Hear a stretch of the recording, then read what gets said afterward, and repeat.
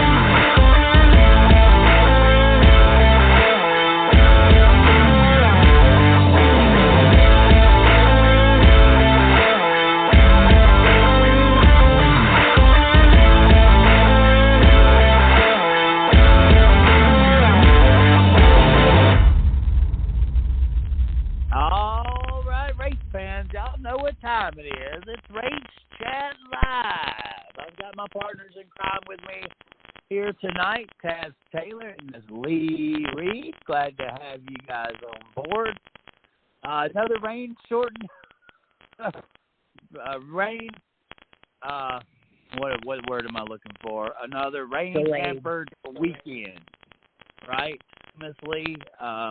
If you need rain in your area, all you got to do is call NASCAR. It's the vortex theory, I'm telling you. No, that's called Mother Nature not liking us northeastern people because we've been getting nailed with rain almost every day the last 2 or 3 weeks. Well, it's interesting that you say that because obviously there has been a lot of rain that's been hitting the East Coast, and so much to the fact that it's actually hampered an upcoming race this week at Thunder Road Raceway. Is that correct, Taz Taylor? The SRX series is already announced. Thunder Road Speed Bowl. We could say the news already and jump into this series if we want. SRX announced last Thursday due to the heavy amount of rain and flooding that's happened in the state of Vermont and other places in the Northeast. SRX, the governor of Vermont, and the Thunder Road Speed Bowl track promoter, owner, have all agreed to pull the plug on SRX at Thunder Road, and they have guaranteed an SRX race at that same track for next year to make up for this year's loss. So we know one race for next year for sure. But with that being said, Stafford has opened up the doors to SRX to race there one more time this week before SRX heads to Virginia for Motor Mile Speedway. Yeah, so Stafford's going to get basically a doubleheader in this short 6-week SRX series. Not just the stats that we were looking for in viewership. I know a lot of us were excited that ESPN was going to carry this into the next dimension. It was good to have Alan Beswick back in the booth. I think that's some familiarity. Y'all bear with me, guys. I'm dealing with maybe a little bit of too much heat today. Where the Northeast is dealing with a lot of rain, we're dealing with extreme heat. and I think it's kind of gotten the best of me today. So if I sound slurred or I actually have to take a break for a second or something like that, it's just it's what happens. We got back from the mountains. I felt great, but today has kind of beat the hell out of me, so to speak. So just bear with me, and we'll make a show of it. But definitely with Stafford stepping up there, it's unfortunate, Taz, because a lot of money was spent on this event. Anytime a promoter brings in a major series, and especially one with a national television crew such as ESPN coming into their racetrack, all the advertisements and all that lay on the responsibilities of the racetrack, and unfortunately all that is lost, from the improvements made to the speedway to the radio advertisements spent. It's good to know that SRX is going to keep them in the loop for next season, but it's just unfortunate over how much the actual town and speedway, how much they're going to have to cough up for this situation. Well, there's a couple downfalls to this. Obviously, the people in Vermont or people that planned on traveling to this track basically lost out on this opportunity. The only downfall on this too, and he is he's been very vocal about it on Twitter if you haven't noticed.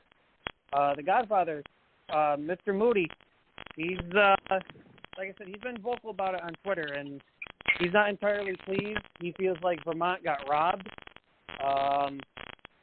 He was supposed to even make a guest appearance at the track. I don't remember what he was supposed to do, but he was supposed to make it a guest appearance at Thunder Road, and maybe that had to take its toll in it. I don't know, but he's not entirely pleased. But show must go on. But I mean, what can you do in a week's time with as much as it's a big move by the SRX series to be able to come in and make that kind of move and make that statement. But I mean, at the same time, if you're going into a destruction area, you have to do what's best for the series. And maybe they learned something from NASCAR a few years ago when we couldn't go to certain places and certain tracks. That hey, the event must go on. It's just sometimes there may be a change of revenue, or a change of venue. Venue. Thank you, Ms. Lee. Thank you so much. Yeah, but I mean, seriously, what were they supposed to do? I mean, the place got, what was it, a 1 in 1,000 year flood? I mean, there are people that have lost their homes, their livelihoods, and everything else. And so, it's an inconvenience for some people that the race isn't going to be there. But, the series had to do what they had to do so they could continue on. But I think that they were being respectful of the people of Vermont and promising them that they would go next year there. I think that was, the best that they could do for them under the circumstances. Right. Maybe they should, they should, contribute to a charitable fund, a little bit of money to a charitable fund or something too. But, as far as from a procedural standpoint, I think what they did was perfectly fine. Oh, yeah, definitely. They had to go the extra mile when not only did they have to reach out to the track, but they reached out to the governor of Vermont to make things happen and work out. And like I said, I'm glad they made up. You know what? It sucks that they pulled the plug because I was actually looking forward to see one of the shortest tracks on the schedule this year because we know the shorter the track, the better racing we get. But, look at Slinger in comparison to Thunder Road. Right. Well, I definitely feel like the reason, I know we started things off with SRX, and we normally start things off with NASCAR, but I'll be real honest with you, the SRX series was actually more entertaining this weekend than the NASCAR race, especially from the Cup Series side. I mean, it was basically dominated by MTJ, and that's a good thing, right? We're seeing a guy who's maybe was off last year, was one of the big three there for a few years, kind of fizzled off, went through some personal stuff, and now he's on his way back to the top. And we talked, on this show recently that Martin Truex Jr. was on fire, and he was headed to the top of the list. And we carried other names like Brad Keselowski. And, once again, guys, this is like 7 weeks in a row that we're going to be able to talk about RFK racing tonight. And we're not just plugging them in to talk about them because we want to make RFK. They are literally making the headlines. I mean, Brad Keselowski, another top 5 finish. Well, Chris, I'm gonna nab on that because we're gonna blend. If we're gonna transition here, I'm gonna blend the two series here. We obviously had Hamlin, Keselowski, Harvick, just to name a few of the current Cup guys racing, or that raced in Stafford, that raced in New Hampshire. Obviously, those three guys have had their own share of success in New Hampshire. But if you look at two of those three guys, right, Harvick and Hamlin, I'm personally circling. Those two guys have really good success at the low bank, flat track type racing or tracks or whatever. Unfortunately, Harvick did not get the good end of the stick at Stafford, but it obviously showed with Hamlin because he marched his way through the field like it was nothing, not once right. but twice. Right. And obviously New Hampshire, he has his own success there, and I think running Stafford obviously showed there. And with you mentioning Brad getting a top 5, he mentioned that he's running SRX full time this year because there's a lack of track time with really like no practice. And so he took advantage of the situation, and look what he benefited out of by running Stafford. Right. I mean, granted Stafford may be a little bit more banked than New Hampshire and a lot smaller, but I mean, it's still the same layout pretty much. I hear a lot about this, and we used to connect practice time with the Xfinity Series and drivers racing the cars within the NASCAR Series, and mostly at the tracks that they're going to race in the Cup Series. So it's really hard to really figure out, are they really getting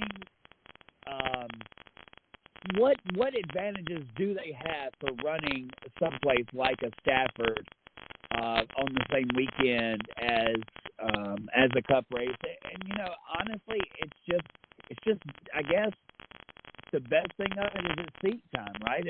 And they go through the motions of being a race car driver. When you're out of the car for 5 days out of the week, and then you get in, it's quite an adjustment. Trust me, as a local track announcer, the worst thing in the world is we only race every 2 weeks. So if we have a rain out, well, it's a month before I'm back in my seat again. So you have to know when to turn it on and when to turn it off. And a lot of times, I guess that's what these guys are calling an advantage by being able to get more seat time. It's not that the driving ability of the car can transfer over. It's not any notes from setups or anything like that can be transferred. It has to just be the driver cockpit type thing where a driver's going to do certain things while he's in the. Yes, Miss Lee, please carry this along. Well, I was just going to say, a simulator can only go so far. And so, spending time in the simulator, especially, if it's a track that you're not familiar with or whatever, it is a good thing. But you're right, that seat time, it's your reaction time. It doesn't matter if the cars are the same or not. It's your, being able to, it's that muscle memory kind of thing. Your reaction times, your braking times, your gas, how you clutch, whatever. That's muscle memory. So that, a simulator is not quite going to cut it where getting as much seat time as you can is, important to a lot of these guys. I had to laugh when you mentioned the whole brake thing because I was watching bits and pieces of Haley Deegan's little vlog on her YouTube of her race at Stafford, and at the end she was talking to some of the drivers like Ken Schrader, which she said Ken Schrader's one of the nicest guys you'll ever meet ever. And then she was talking to one or two other drivers, and one of them was Brad Keselowski. And Brad literally said that he lost brakes at the end of that race, and he was glad it ended early because of that reason. And the best part was he said he wasn't even using brakes. They were some glowing rotors, my friend. There was some glowing rotors out there. I was like, dang, these things are glowing about like the damn NASCAR rotors are. I mean, they were. So, yeah, I mean. And I'm surprised. There was a couple I was surprised with. Tony Kanaan especially, because, I mean, Kanaan ran Stafford. I know the first year he did. I don't remember last year if he did or not. I want to say no, but I could be wrong on that. But with him running SRX, and especially the Brazil stock car series that he's in or whatever, you would think he knows how to manage his brakes without having them glow so bad. Honestly, I think it was something in the brake package that they're using there, and they'll probably look at that before they come back to Stafford. That's one of those deals where, of course, they're race cars, and they're going to find the weakest point of the car in a race. And, it wasn't just one blower. It was basically the whole field of cars. They were all, pretty much glowing on their rotors. So you'll probably see a little tweak in there, maybe a fan or something, brake fan introduced or something like that. The greatest thing about what I like about the SRX series so far is that it is an equal playing field amongst cars. If one car gets something, they all get something. And so, it'll be interesting to see how they play that as we go to a redo, basically, of last week at Stafford, and whether or not they'll maybe do something that keeps those brakes from overheating so fast. Because as you said, Chaz, it was just been heating up. Like, we didn't get the race that we were expecting because it just ended so abruptly. I feel like things were just then, getting good. Yeah, I kind of expected. I knew it was going to come. It was just a matter of when. I mean, obviously, with me being in New York, with how weather travels from west to east, I knew it was just a matter of time of when it was going to come. And I was surprised that they tried keeping going for as long as they did, because there was a couple flashes I did see in the background. But that one big flash where you clearly saw that lightning strike, I knew they were going to call it right there, because, I mean, as soon as I saw that strike, I was like, yep, that's it. And about 2 seconds later, that's when they threw the yellow, and that was basically the end of the race. And like I said, I knew it was coming because we had that same storm too. Yeah. You can get away with a lot at your local short track, but when you have ESPN there and you have all this attention on it, you have to make the best decision possible, and that decision is going to keep you from getting sued. And, it's unfortunate that it ended early. I feel like it was kind of running behind anyway, and, the start time is maybe an issue, but it seems like we're just never happy anyway as race fans. So you guys are from the East Coast. It's a Thursday night. It's 9 o'clock before it even comes on. Did that hinder what you were going to do for that evening? I would like, I'm on the Central Time Zone. So 8 o'clock's not that bad. 10 o'clock the news comes on and everybody goes to bed. But 11 o'clock, I very rarely do get to see the end of an NFL game on Monday night, because it ends at somewhere between 10:30 and 11 o'clock. How did that affect y'all is that going to affect y'all being able to watch the SRX on a Thursday night? Well, for me, it's not a problem because I am generally off on Fridays. So, if it should run into overtime or whatever, that's not a problem for me. I run into that problem more with truck races on a Friday night because I have to get up and go to work Saturday morning. So for me personally, it's not an issue. But, yeah, I can see where it would be. And if we look back at the viewership statistics from Adam Stern retweeted a guy by the name of Austin Karp, said the debut of SRX racing on ESPN on Thursday, 395,000 viewers, tough weather, delays led to the end of the race kind of getting cut off, obviously well below what CBS was drawing in 2022 and 2021. Well, you've got two issues here. You've got it Thursday night. Well, I'm going to say three issues. You've got it on a Thursday night. You've got the late start time, which, does affect us East Coast people. And then you're looking at a cable channel versus an over-the-air channel. So those are the three things that I see affecting the viewership numbers. It'll be interesting to see after another couple of weeks whether or not those numbers go up, which hopefully they do. But, like I said, for me personally, the starting time and the day doesn't make that much difference. But for people that work, Monday through Friday, obviously it can be an issue. Yeah, it is interesting that you bring up the fact that it's not on over-the-air television. And I've always kind of been like, well, everybody has cable. Everybody has cable. But I think the one thing that I always miss is if you're not – there are many channels on cable that you don't even look at. Like you just – even if you flip through them, some of them you flip through even faster. I do that with every Hallmark and Lifetime channel, right? Guaranteed.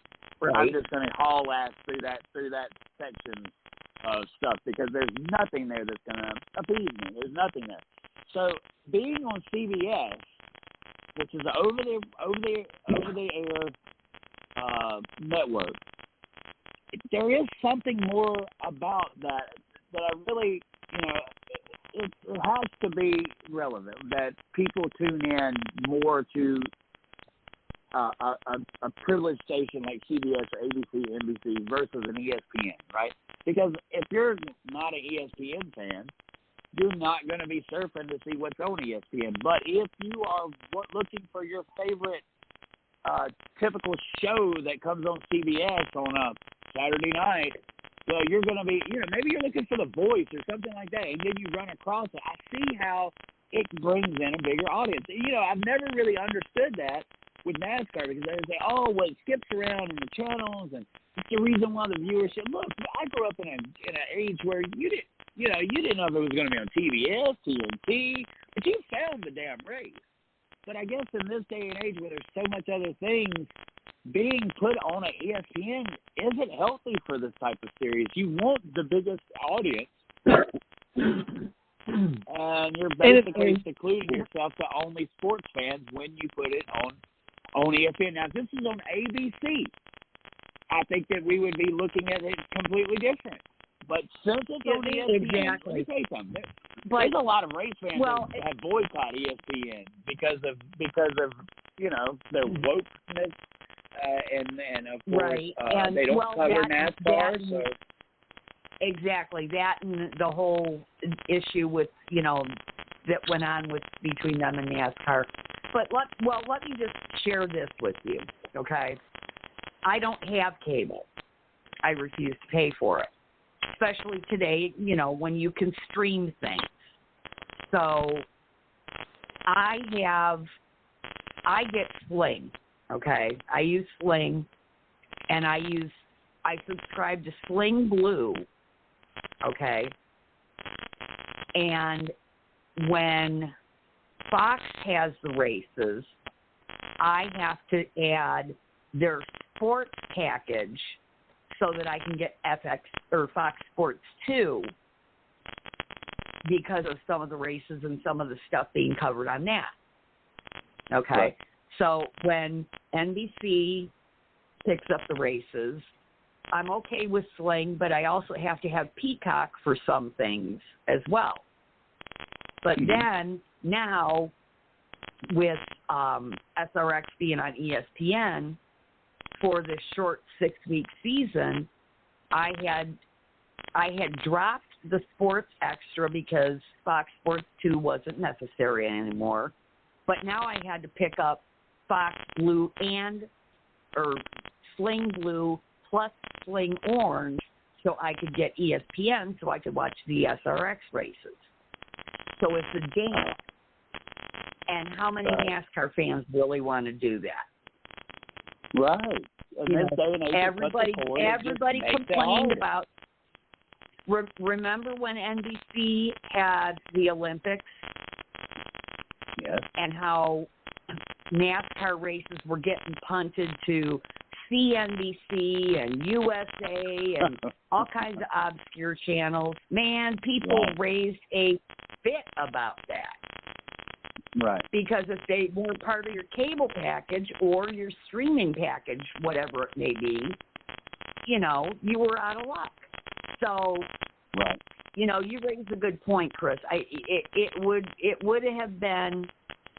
I understand the reasoning behind going with ESPN and bringing back Thursday Night Thunder, but yeah, ABC might have been a better venue. But then again, I don't watch a lot of television, so I don't know what their Thursday night lineup is and whatever regular shows people might, be expecting. So I don't know if they were willing to disrupt their regular viewership, but we'll see how it plays out. Well, honestly, I feel like if ESPN dipping their toes back in the water, they want to see if they can attract that fan base again, because the reason for their leaving last time was viewership and the cost of production versus the viewership. ESPN's gone a little bit of a different direction over the last 10 years, being bought by Disney. They were also in the mix to buy WWE.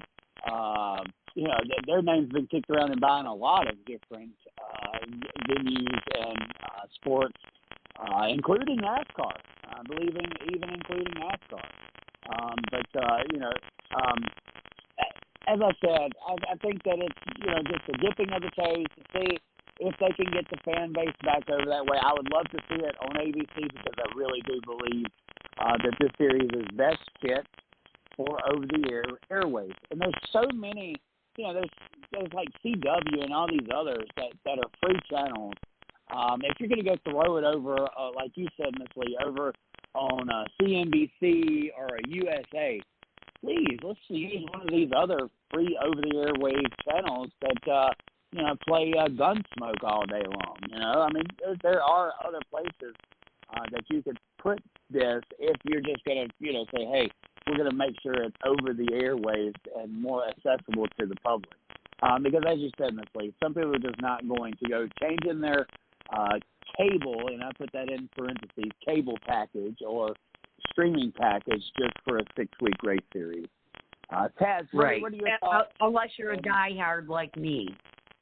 Like us, right, right, exactly. You have those that will, and that was the 200,000 that was actually watching. But nowhere near the numbers that we've seen in the inception. And then last year, it's kind of a downward trend now, it feels like. Taz, let's continue this subject. I did expect the viewership numbers to drop a little bit because CBS was drawing in 1 million viewers on average in each of the 6 weeks for the 2 years. But I didn't expect the viewership to drop that much. And I agree with Lee. You have to sit here and adjust. If you don't have the special sports package or whatever,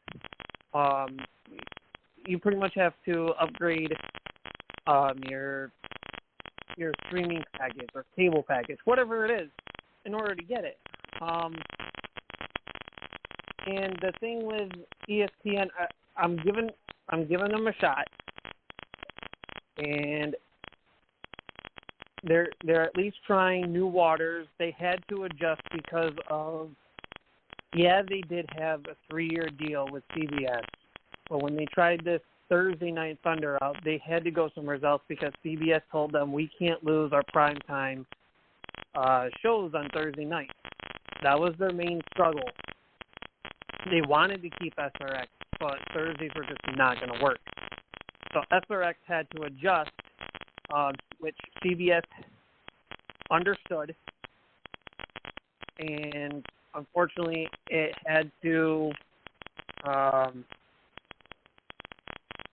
go down that route. And the only problem with ESPN2, it's not a mainstream network either. Like, say, NBC, USA, CBS, Fox, ABC, just to name a few, pretty much. So it's. So is USA like I said, still over the air? Is it still an over the air channel? Because USA used to be a mega channel, similar to TBS. They were one of the few that were actually still WGN, I believe, and USA. TNT, I think, was one too. Yeah, they were over the airwaves. Right? Is that still USA? Can you get USA without a cable package in your area? No, you cannot. Oh, okay. So it has transitioned over. Okay. It's only cable. It's part of the No, it's part of the NBC umbrella, and no, they're only available on cable or whatever. The only thing it was one of the few superstations.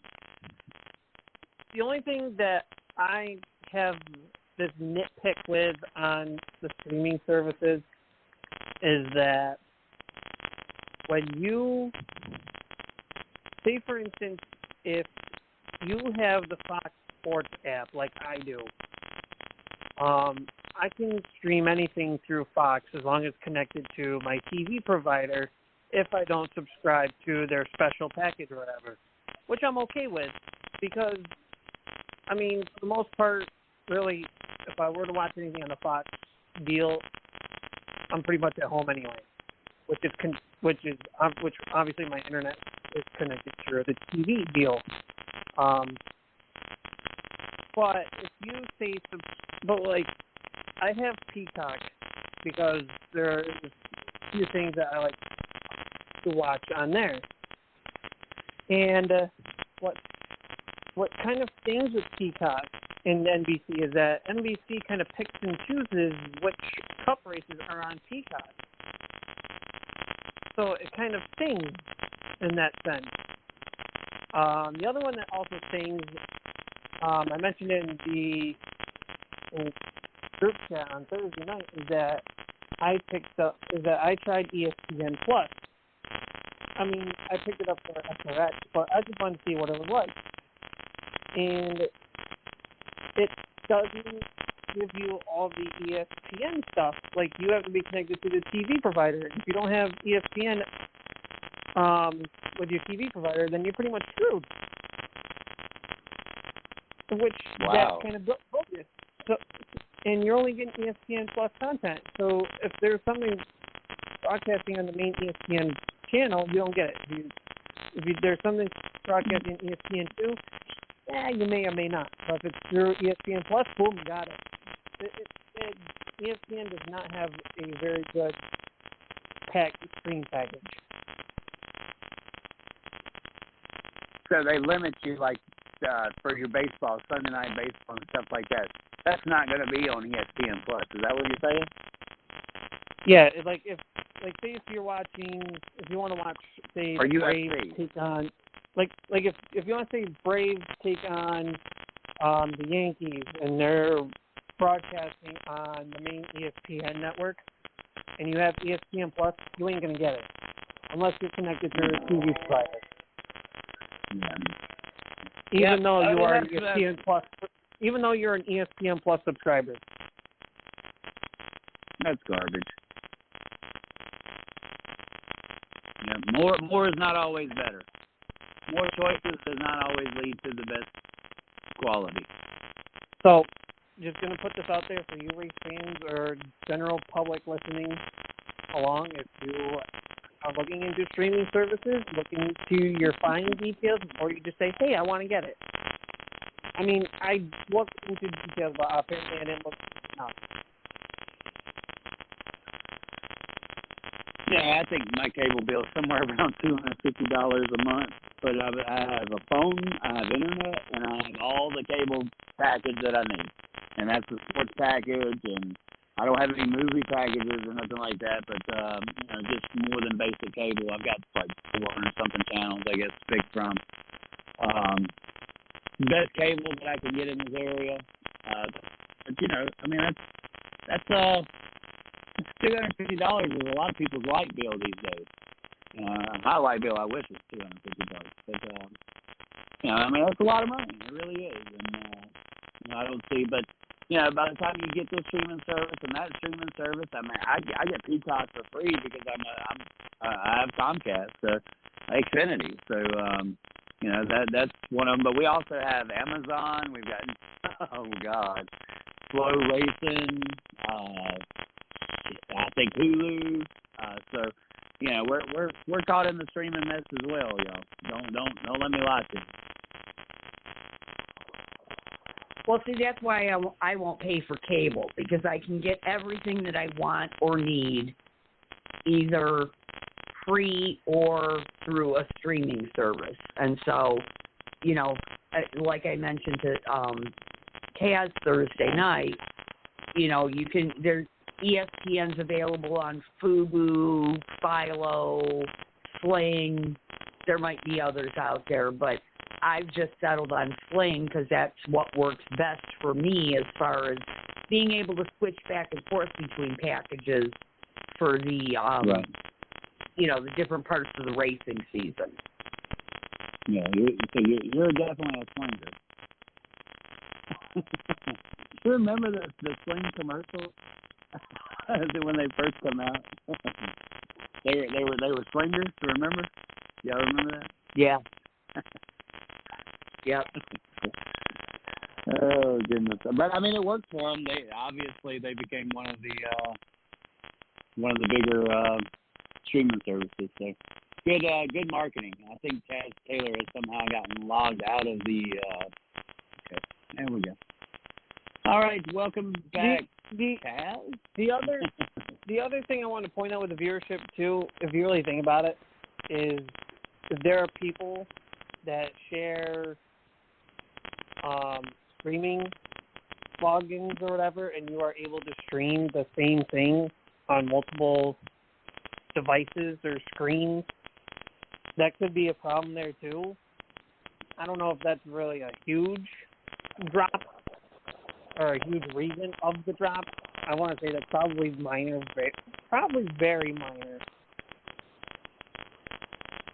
Yeah, because the only ones that really cracked down on that crap was Netflix.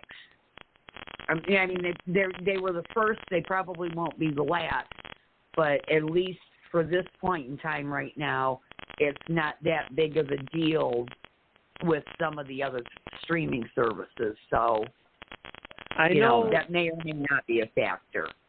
I know Dirt Track Digest, when they during COVID year, when they used to have the package of, I think it was like $9.99 or $19.99 a month. You were able to watch any and all free or any and all live races, plus their past live broadcasts on their archives. But you could only watch it through one screen, because I tried seeing if I could watch it on, say, my computer and my phone at the same time, and just to see if it would work, and no, it does not. So I know Dirt Track Digest is one that does not let you watch the same program on two different screens. Flows the same way as well. I think that you can use the same router, but you can't like let your dad borrow your Flow Racing account and y'all both watch it at the same time. I think my son can watch it on one, so he can be in there watching something, dirt related, and I'm in here watching Stafford, right? And it'll let me do that. It'll let me watch Stafford, and my son will be in there watching Lucas Oil. But as soon as you try to let somebody else log in outside of your internet or outside of your Wi-Fi box or whatever it is, it'll cut you out. It won't let you log in. So there are some roadblocks with that. But I think one of the questions that I felt like that this may have led to discussing this is, did we see a drop off of viewership, or is it just harder to tally those that are watching it? Do we really feel like it fell off by 70%, or is 35% of that fall off dictated because of, like Miss Lee's case, where you're having to go alternate routes in order to watch this series? That's an interesting question. I could see that. I mean, if you think, I don't know how people get away with it and don't get flagged for it, but I have seen one or two YouTube accounts at least they had this past SRX race full broadcast minus some of the main commercials or whatever. Like if it was a side-by-side commercial break, those were on, but if it was like complete plain commercial, but you weren't seeing any racing action or what was going on at the track, they cut those out. But like they put pretty much the whole broadcast on YouTube, and you can watch it for free. I can send you 2 links for it if y'all want to go back and watch it with no problem. Right. That probably could, be a downfall in viewership too. Again, a minor thing. Well, now last year with SRX, one thing that I gave them credit for is because it wasn't 2 hours after the race was over with, CBS already had it on YouTube. So you may not have gotten to catch it live, but instead of having to go find it on the DVR, I would get home and basically because it would come on a lot of times while we were at the dirt track. So I would come home and just watch it on YouTube. It would already be uploaded to YouTube. So I don't know if that's correlating with each other or what, but basically it was like a 2-hour interval from the time that it was played on live network television, and then you could find it on YouTube. So it may have been there live. I don't know, but I know within 2 hours I was able to watch several races last year when it was on CBS and then converted to YouTube.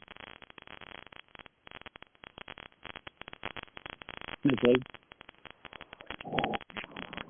I was just going to say, as far as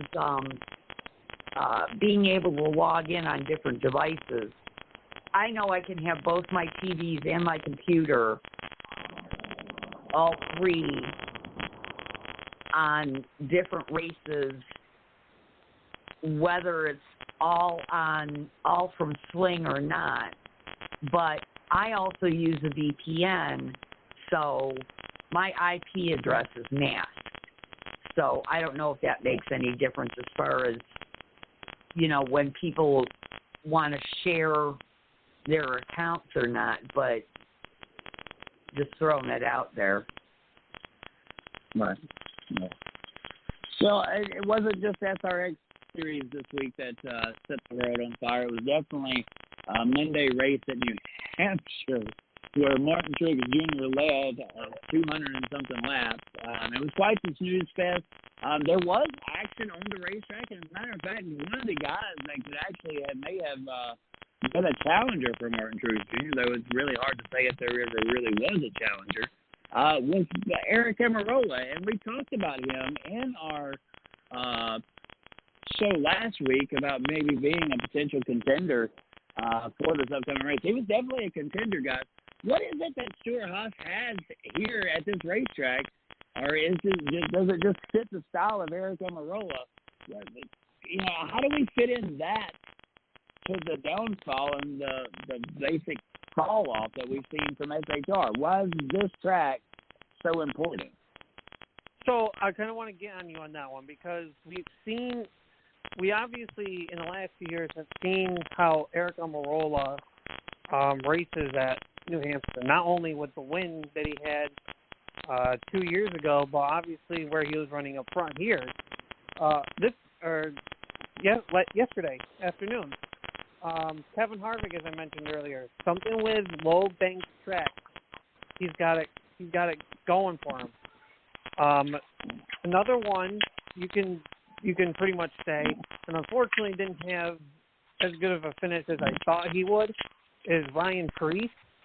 Being that he's a short track guy coming from Connecticut and Stafford is one of his home tracks. And speaking of Preece and Stafford, he'll be running SRX this Thursday night at Stafford. But anyway, there's something.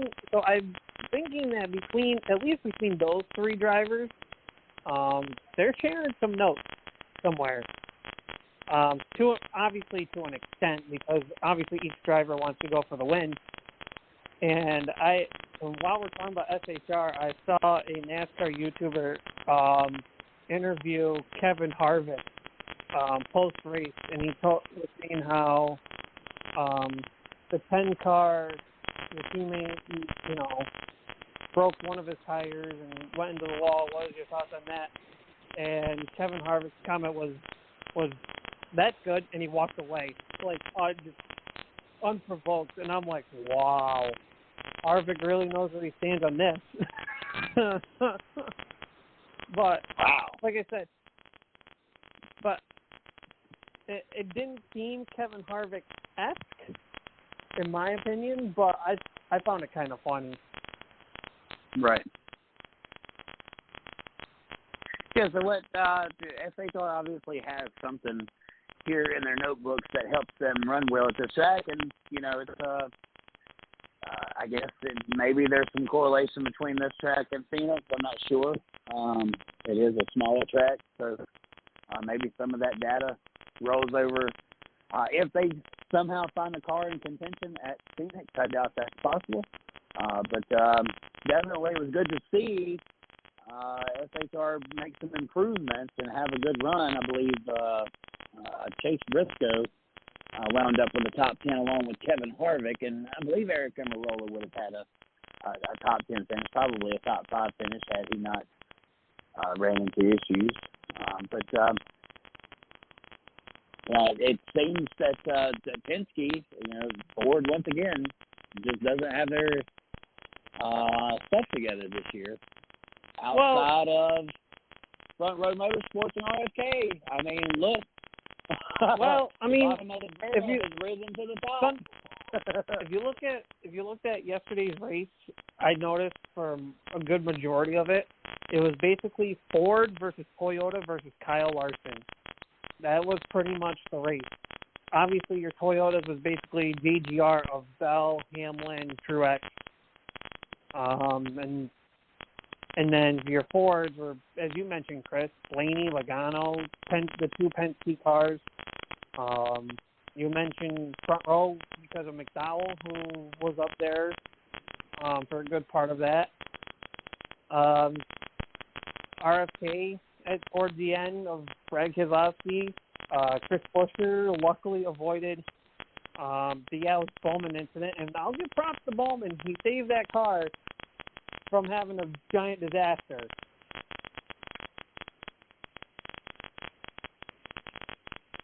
Oh, for sure.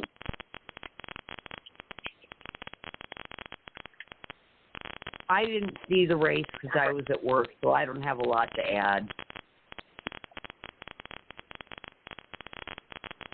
You really didn't miss much. Mm-hmm. I mean, it was really one of those races. You didn't miss much. Well, it was only a matter of time for Truex to be winning at New Hampshire anyway. I mean, he was winless coming in, but it wasn't the first time where he dominated New Hampshire. he's dominated New Hampshire at least 2 or 3 times in the last few years. But right, and always come home the bridesmaid. Yep, and he just fell short. And this time around, he said, I'm not falling short. This is my year. This is my time. And I know we've said this time and time again, but it really seems like whatever he went through last year on the personal side, and of course with the thought of, do I retire, do I not, it really had to have played a huge part in his performance, because to go from winless and missing the playoffs, which still mind blows me for finishing 3rd or 4th in the regular season. But anyway, missing the playoffs, winless, and to this year, he's now got, 3 or 4 wins? I want to say 3 wins, 4 total. 3 wins, 4 total. Oh, yeah, the class. Yeah. Okay. So, yeah, I mean, he's had a turnaround season, and yet he's still, I mean, I'm sure in the back of his mind, it's probably not as strong this year as it probably was last year, but I'm sure, still in the back of his mind, he's still trying to think of, do I go one more year, or do I just, hang it up? Yeah. I mean, he probably doesn't want to hang it up, obviously, right? But I don't know if his career is actually in his hands or not. I think it's in the hands of Joe Gibbs. But what I am hearing is that Michael McDowell was the driver tagged for the 10 car over at SHR, but Front Row Motorsports put up a sign that said, "Hey, we have an option on McDowell." So McDowell may not be a free agent, and that could, that could obviously open the door for something else to happen or somebody else. It's funny you mentioned. It's funny you mentioned that, because there's a lot of silly season stuff flowing around, and there's one, and I'm shocked Chris you never commented on this in our chat earlier. But there's a couple silly season things floating around. And obviously, Front Row is going to be playing a crucial part in this, right? Because you have McDowell's pull out an option, and it's just a matter of time if Front Row is going to accept his option or decline it, or a negotiation role type deal. Obviously, Front Row wants Zane Smith has put the feeler out that he wants to go cup racing, which means he's got Front Row in the back pocket. Does Front Row try to keep Todd Gilliland in hopes that maybe he's got a little bit more funding so he can run full-time and stay with them? Of course, the question of Eric Almirola in the 10 car, if he's going to be staying, if he's going to be going. I mean, there's also the Harrison Burton deal, who's not really performing in the 21 car. There's a lot of tossing and turning on that. But there could be another possible free agent in the works here.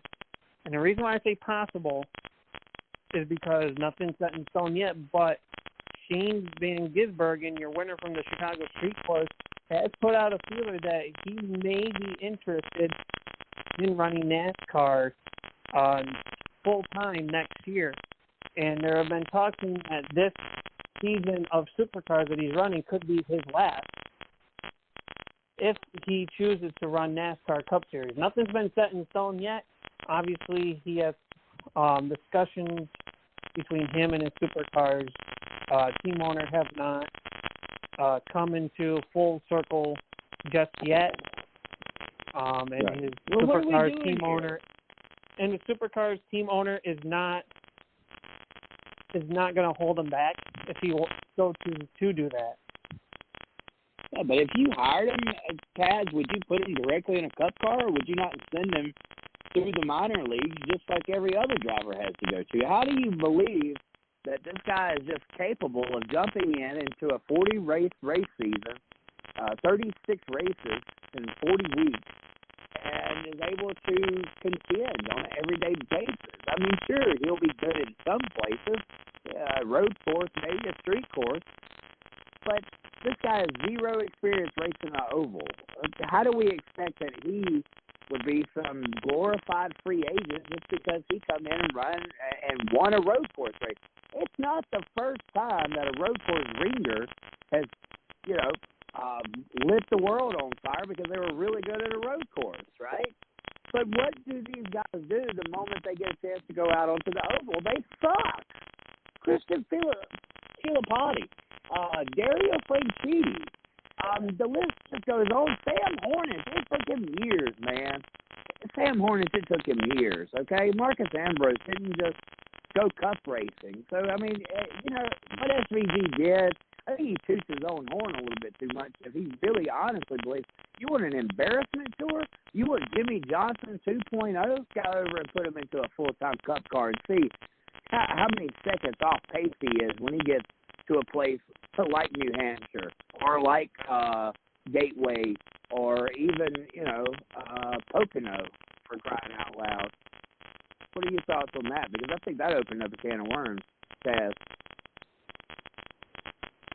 I mean, he could be tooting his own horn. Like I said, nothing's been in full confirmed talks as far as the press is released right now. The team owner of SVG's Supercars ride has said that there's been no discussions as of right now.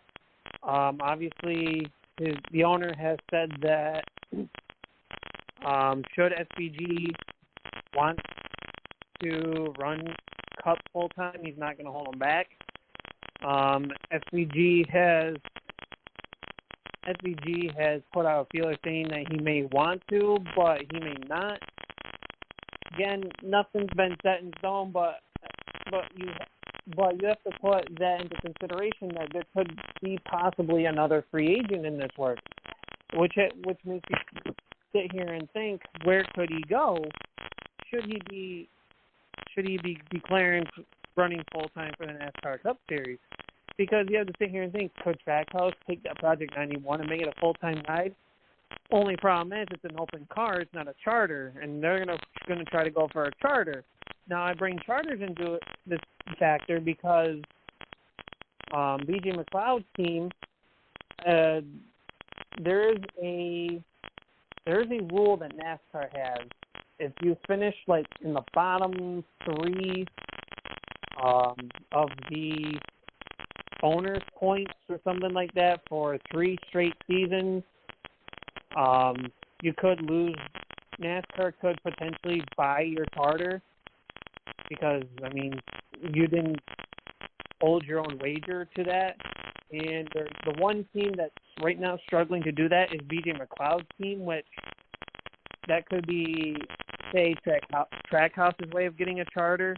And, of course, right now people and teams are saying that they are not selling charters. Like Spire has put out there that they're not selling charters. I think Front Row has said they're not selling a charter yet, and I do believe there is 1 or 2 other teams that put up their comments saying they're not going to sell their charters. If there was somebody that could be willing to sell a charter, I could see it being Rick Ware, but I don't entirely foresee that. Maybe I'm wrong, but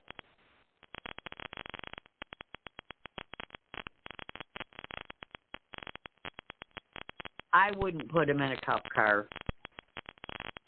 Not on the basis of one race. I don't care who you are.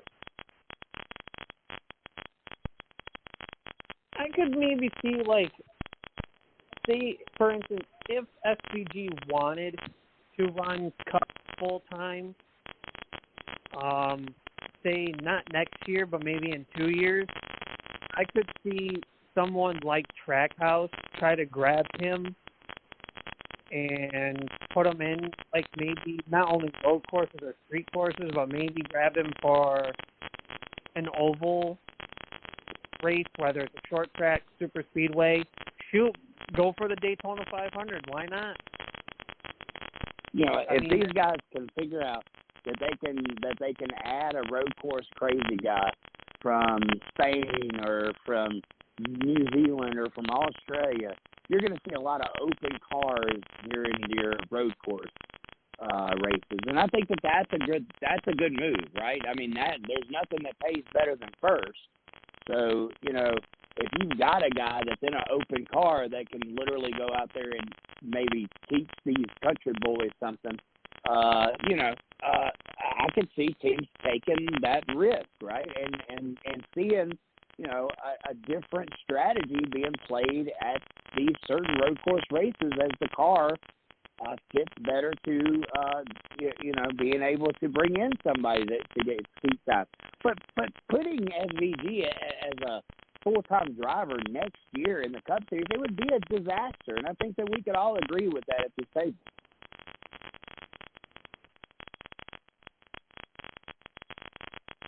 Yeah, if I were SVG, in my own opinion, I would say take next year of Supercars full-time, but if you are really considering racing full-time Cup Series, you have to get some oval races in, and you may have to talk to some teams to run, say, a few races. Like, yeah, you could run your road course, street course just to make you feel comfortable, but you have to run some ovals and super speedways. So maybe short tracks, maybe try the Daytona 500. I feel like short tracks may not entirely benefit SVG entirely, only because of the fact,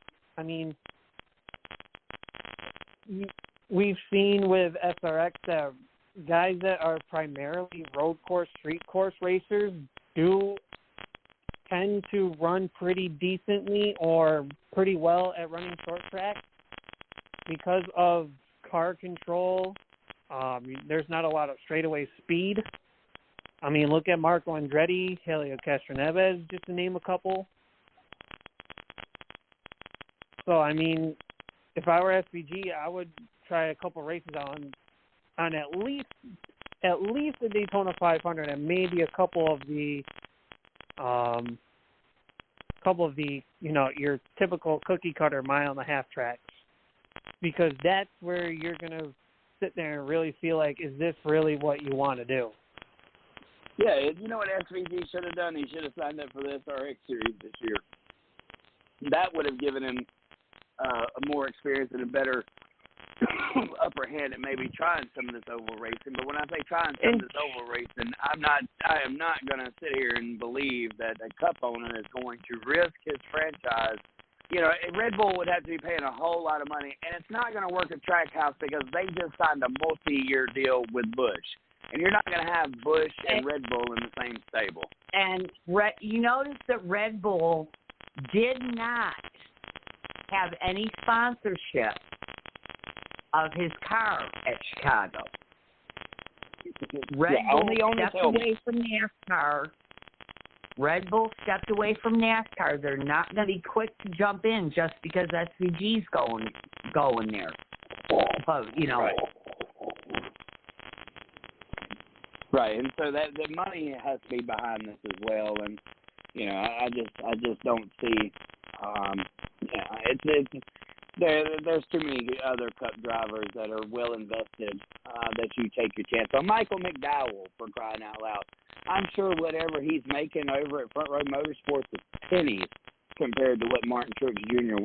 is getting paid. And to be honest with you, if Truex did decide to hang it up, or he goes over and races for his buddy over at Stewart Haas Racing, Michael McDowell, a homecoming to Toyota, letting him, putting him into that 19 car over John Hunter Nemechek. I don't know about y'all, man, but that sounds a lot better, cooler deal if Michael McDowell. Because if I'm not going back home and I'm not going to Toyota Racing to go drive for Joe Gibbs, where my career started at, and through the TRD program, then I'm going to stay right there where I'm at, because you know what? Nobody else has been that successful at Front Row Motorsports. But Michael McDowell had kind of ownership into this organization, because he has been the stable driver that has allowed this organization to improve over the last several years. Now, I know that David Reagan got a win there. I know Chris Buescher got a win there. But those wins, one was at Pocono, a rain-shortened race. The other was a win at Talladega on just a dreadful. I was there at that race. I actually watched the finish from my living room because we just got tired of it. It was cold, it was raining, and there was just no damn way that the race was ever going to get restarted. So we come home, and I got to watch the end of it right here in my living room. It was crazy. David Reagan won that race. It was dark. I mean, it was literally dark outside. But so, what Michael McDowell has done there since he's went to front row, I see, everybody talks about loyalty and Kyle Larson, Chip Ganassi.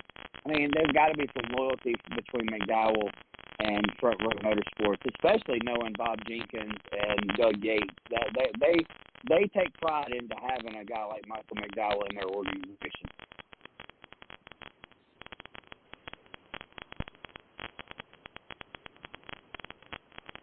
Any thoughts on that, Ms. Lee? Well, I would like to see McDowell in better equipment. I really would, because, look what he's done, like you said, for front row. But, yeah, he deserves better equipment. And I think what you're saying about him going back to Toyota, where his roots are, would be a good thing for him. Yeah, it's a game of musical chairs. It is, Tessa. What are your thoughts as we play the musical chairs amongst ourselves? So I'm thinking of a couple things here. I would like to see McDowell take a shot at a top-tier ride, such as SHR. I know the 10 car is going to be more of a likelihood. I mean, is it the best car over at SHR? No. But is it better than what he's getting at front row? Probably. I don't know. I mean, he's the third or fourth best driver in SHR, but he's the best driver in front row. I mean, I hear. I'm with you there, Chris, because it's like SHR is a top team, but at the same time, like between the 34 and the 10, like, is there really much of a difference? There may be a little bit more, but I don't really know unless you put them in it. And you can't, and like as the saying goes, you can't knock it till you try it, right? But if you want to put him more on the Toyota side, I don't see Legacy Motor Club or Motorsports, whatever they're called. I don't see them giving up Gregson or Jones right now. I think both of them are under contract for at least another year, at least. And the only other Toyota option for McDowell at the moment would have to be somewhere in 2311 if Denny Hamlin and Michael Jordan choose to say, see you later, Bubba Wallace. And I don't, with how Bubba brings in sponsorship, I don't see how they're going to cut him out, at least for a young team right now, where sponsorship is key.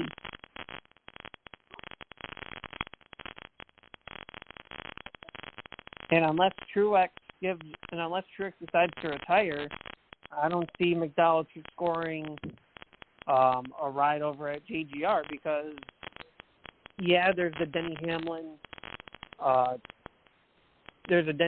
situation, but honestly, I wouldn't be surprised if Joe Gibbs and Denny Hamlin agreed on to some sort of extension, and I wouldn't be surprised if it gets announced within the next, say, month or two.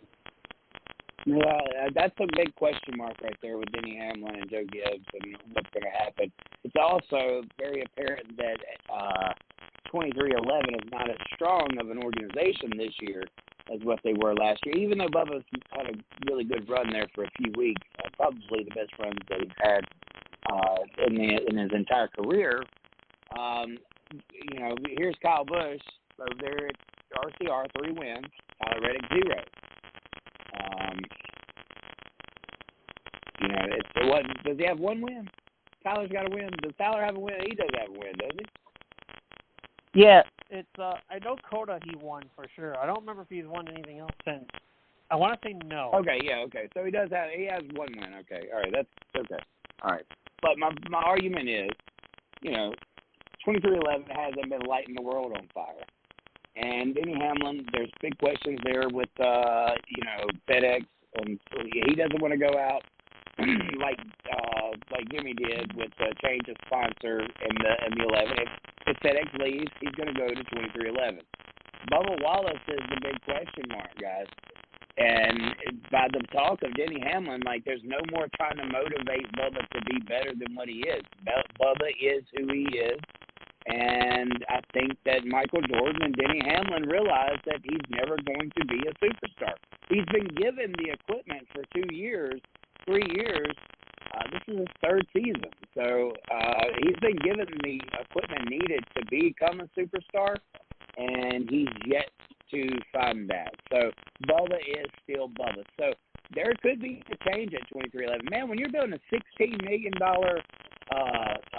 garage, you're going to make changes that make your organization a winning organization, even if that means you moving to that organization and racing your own car. Denny Hamlin could very, very well possibly be in the 23 car his own self in the near future. If things don't start moving in a upper direction for 2311. This is silly season, y'all. This is silly season, and there is something that's going to happen in the next couple of weeks that we had no idea that was coming. And it's going to, it's funny that we're at that point of the year now where we can waste almost a whole episode just throwing drivers' names out there and what might happen. One thing we do know is that Chase Elliott is in trouble, and Alex Bowman is in trouble. And Alex was able to rebound this past race, if I'm not mistaken, right, Taz? But Chase Elliott, man, I mean, that guy, he looked off the map. Something's going on over there in that 9 machine, and I wonder if it's self-confidence. We talked about this a couple of years ago when Kyle Larson showed up, and Chase Elliott was no longer going to be the best driver in the organization, and how Chase was going to be able to adapt to that. And now that you're seeing the success of Willie B, you're seeing Kyle Larson, Alex Bowman, is semi. He has to compare himself more to Alex Bowman than he can Willie B, who is on fire. And, of course, Kyle Larson, who could very well be the best driver in the garage. Is Chase in trouble? That's the question. I'll start with you, Miss Lee. Absolutely. If he does not get a win, we talked about this a little bit in the chat. He does need to work on stage point. But if he doesn't get a win, I can't see NASCAR not letting the face into the chase. But at this point in time, man, he's got a big hole to shovel himself out of. So I don't know what the answer is. I don't know what the reason is, but I have my feelings about Bowman, and we talked about that a little bit in the chat, and part of that being, him being a little, I'll be generous and say concerned about injuries, because his was a back injury. Back injuries are nothing to sneeze at. So crippling. They're crippling. I feel that Bowman is a little bit scared. I don't know what Chase's excuse is, but like I said, I also don't see NASCAR not letting the face miss the chase. So what's going to happen with that? It kind of goes back, and I can tell you what's going to happen. Shit. I'll tell you what's going to happen. If Chase doesn't win in any one of the next 5 regular season races, come Daytona, they're going to push him like hell, and Chase is going to win that damn thing. You know it. You really think Kyle Larson's going to help Chase Elliott? It's going to be team orders, and I'm sure Kyle Larson will be pocketed extra bucks for it. Nah, if I'm Kyle Larson, there's just no way, man. There's no way. Because I already have to beat Willie B. There's no way that I'm going to put the third guy in my organization into the playoffs. There's no way, Dad. Because what if that guy beats me? You see, this is a confidence game. And that's what's wrong with Chase Elliott. It happened to Bill when Bill had his bad wreck and Matt Kenseth got his debut. Do you guys remember that? Do you know that? Matt Kenseth got his NASCAR debut because he stepped into the car that Bill Elliott, I believe it was the McDonald's car. He flipped at Talladega, broke his hip, and Matt Kenseth made his debut in that car. But Bill Elliott, of course, 2 years went by where he didn't win. And that was in the moment of his injury. So maybe the Elliott's have a hard time dealing with injury. I don't know. Maybe it's just a mental capacity. But I do know that when he's at an organization where he's supposed to be winning and he's not winning, and he starts, there's a rubbing of self-confidence. Look at Dale Jr. If it ain't Dale Jr. written all over again, I don't know what is, right? There it is. Dale Jr. was at the top of his game. He got into a race car that caught on fire, and it completely changed his career, and he lost confidence for 5 to 6 years. And everybody says, well, Chris, it had nothing to do with that fire. Oh, it had plenty to do with that car fire. It had plenty to do with it because he was scared. And he lost his confidence in it. And he lost his confidence in himself, and that's how you kill a race car driver. Maybe not necessarily out on the racetrack, but definitely his career. Now, whether or not Chase can overcome that, hey, give him a couple of years to get his mojo back. Kyle Larson's probably not going to stay at Hendrick Motorsports forever. I could be wrong. He could stay just to piss Chase off and Chase leave. I don't know. But eventually, you're going to have these two guys bumping heads, and whether or not, you can – I think the thing that saved Jimmy Johnson and Jeff Gordon was friends with Jimmy Johnson in the beginning. He's the reason why Jimmy Johnson raced in Hendrick Motorsports. So there was a little bit of a mano over mano. Chase Elliott, he's kind of a spoiled brat of the sport. Kyle Larson, he got kicked out of the sport and had to earn his way back in it by lighting the dirt world on fire. Those two guys are not the same. I don't see Kyle Larson pushing Chase Elliott to no damn win at Daytona. I am sorry to disagree with you, Taz, but I got to bring Miss Lee in on this one. I know she's going to DDT you right now. She ain't falling for it either. Miss Lee, what are your thoughts? I'm totally with you, Chris. I don't see Kyle Larson helping Chase. No, that's fine. I just don't see it.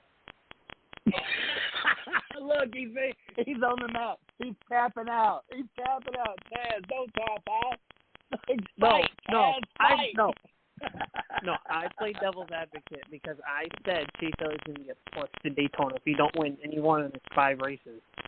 Y'all are going with the perfect world. Yeah, in a perfect world, he would. But you got to think about who Kyle Larson is. If he gets a push, it'll be by Willie B. It won't be by Kyle Larson. I promise. They're probably already arch nemesis in that organization, and it's probably because Kyle was like, "Hey man, Chase, what are you doing?" Chase is like, "Fuck you, Kyle."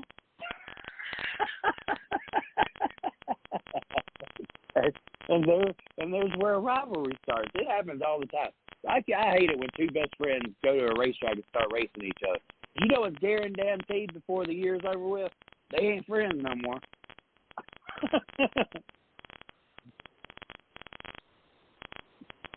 All right, what's next on the agenda? Oh, I believe we have a stat of the day. You want to know the type of butt whooping that Martin Truex Jr. put down? I tell you what, this stat right here will blow your mind. I don't normally give the stat away before we even get there, but man, this is just unreal when you really think about it. Martin Truex Jr. is the most prolific stage racer since the stage format was installed in 2017. Today's 2 stage wins brings his all-time career high stage wins total to 59. He also has an all-time high 1,943 stage points. In return, Toby Christie posted this. To put it in perspective, the next highest on the NASCAR Cup Series stage win list is Kyle Busch with 47, 12 less than Truex. Busch also holds the second most stage points in Cup history with 1,768, 175 less than Truex. Now, the one thing that is interesting about that stat is both of those drivers have been Toyota drivers since the stage inception. So that's how many stage wins Toyota has put together since 2017. I wonder if that's more that has to do with TRD and the focus on how this game is played, or if that was a genius from the 2 crew chiefs. That does open up a great question, and I'm going to lead it off with you, Ms. Lee. Well, and this is why, you guys kind of laughed at me, but this is why I said that Chase needs to look at focusing on stage points. Yeah, it's a little late in the season, but that should have been his strategy from the very start. I agree 1,000, for sure. I agree with that, for sure.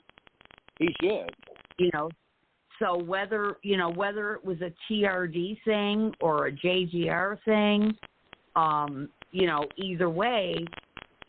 Well, Truex had to have been they were playing the game right. Right, and that was Cole Pearn as his crew chief. So, a lot of emphasis was put on Cole Pearn that, he went out and he did. He understood the game that was being, the rules of the game that was being put forth. And, Truex won that championship in dominant fashion.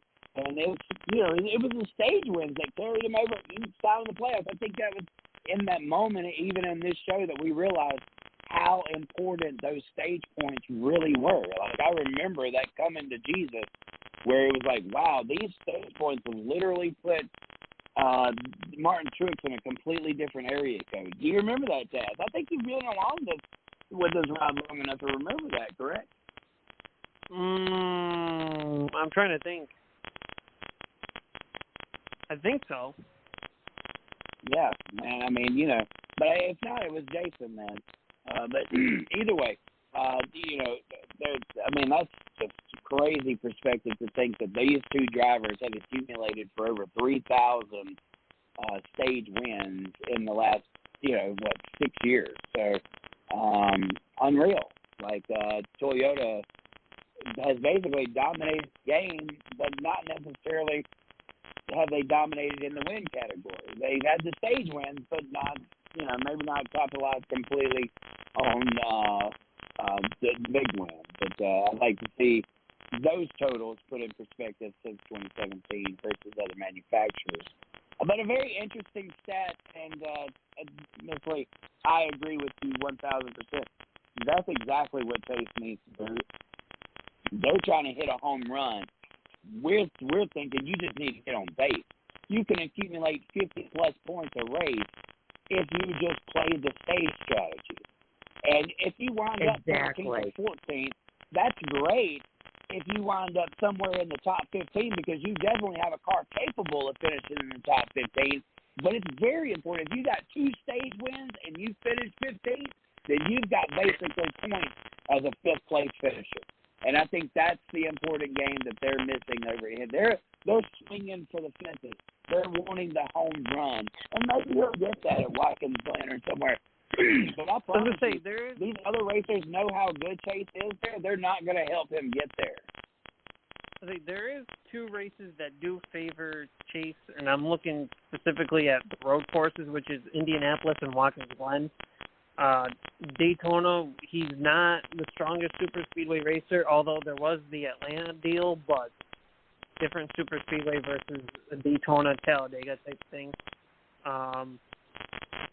Pocono, hey, anything can happen. That's another one. I don't remember him being that great at Richmond, and there could also be Michigan, but yeah, I see what you're saying on I see what you're saying on the stage point thing, but I see it as basically you got to put yourself in a must-win type deal at this point. Well, that's exactly it, and that's why I said he should have taken that stage point strategy from the very beginning of the season, because at this point it's not going to help him out that much unless he gets a win. Right, and I mean, I see it as with him, like I said, stage points will help. I mean, if he gets the stage win, those playoff points will definitely help even more. But I just see it as he's got to put himself in a must-win situation, because you can't just rely on a good point day yourself. You got to hope that the people ahead of you don't have either as good of a day as you do, or they have ferocious days where they're out of the race early.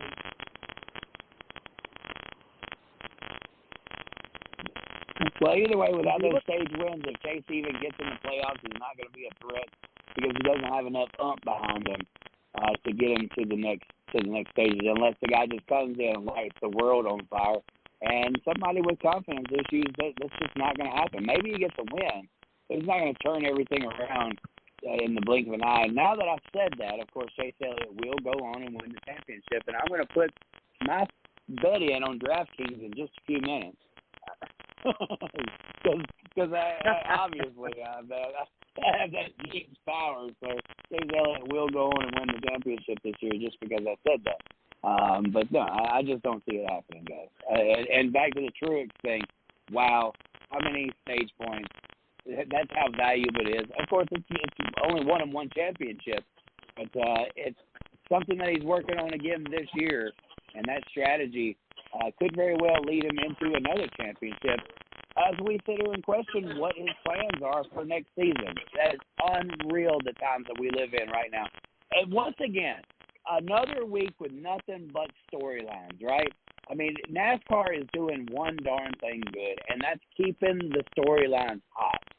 I think that's the most successful thing that the NFL does, is they keep people wondering what's going to happen next. Well, even in the off season with the whole the running back saga right now, with all these running backs who are not getting paid and they're getting franchise tagged.